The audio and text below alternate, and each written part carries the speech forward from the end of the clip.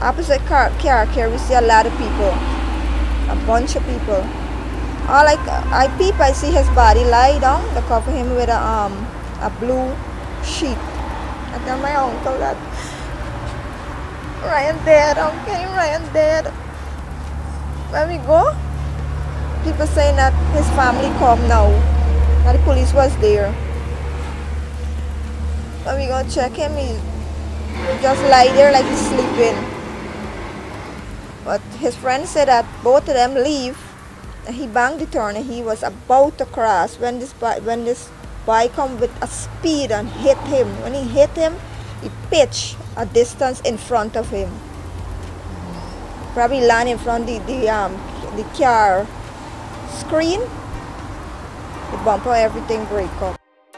Ryan, who is a single parent, was said to be crossing the road with his friend when a speeding car driven by a 21-year-old driver who was under the influence of alcohol. This is Ryan's niece. Mother came and said that her son hit my cousin down and that she's sorry. But I didn't say anything to nobody.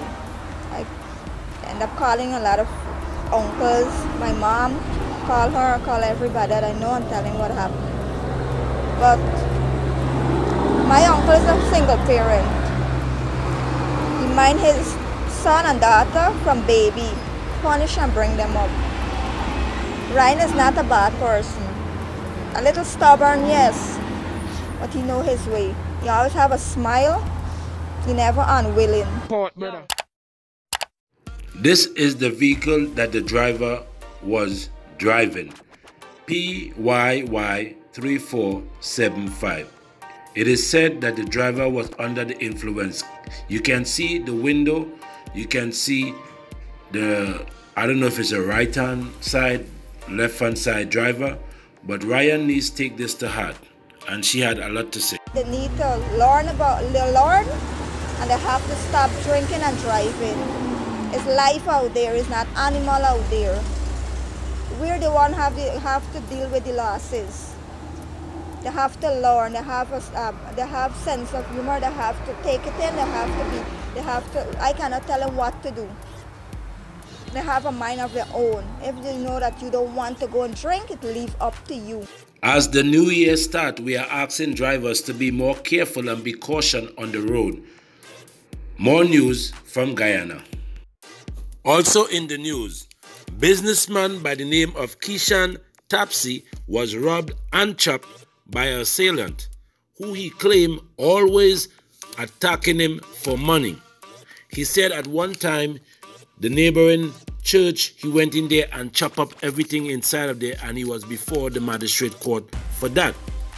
On this said Saturday, he went to visit one of his property. While visiting his property, the man approached him for $1,000. When he told him he didn't have the $1,000 to give him, the man left.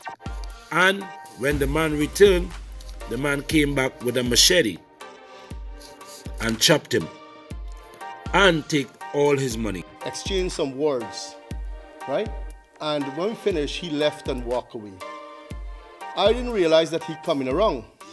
So when we walk around, when I turned south and he leave heading north, but he come in, and when he come in the yard, then he said, "What mine?"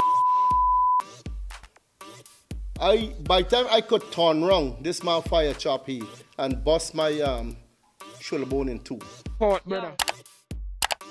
Keishan claimed when he got chopped, he fell to the ground.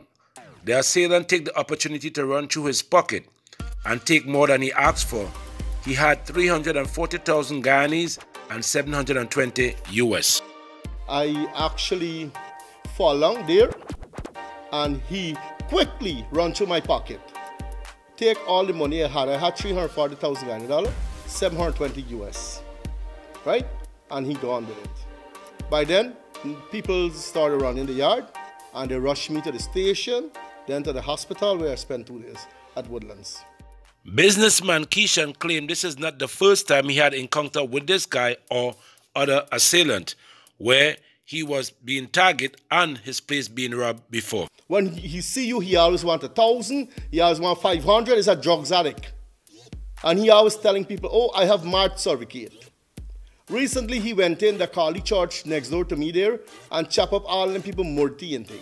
He was before the court for that. So he is a known corrupter to the police. This is Stop By News. Now we move to Belize, where it is alleged that a caravan from Honduras is moving through Belize to the United States.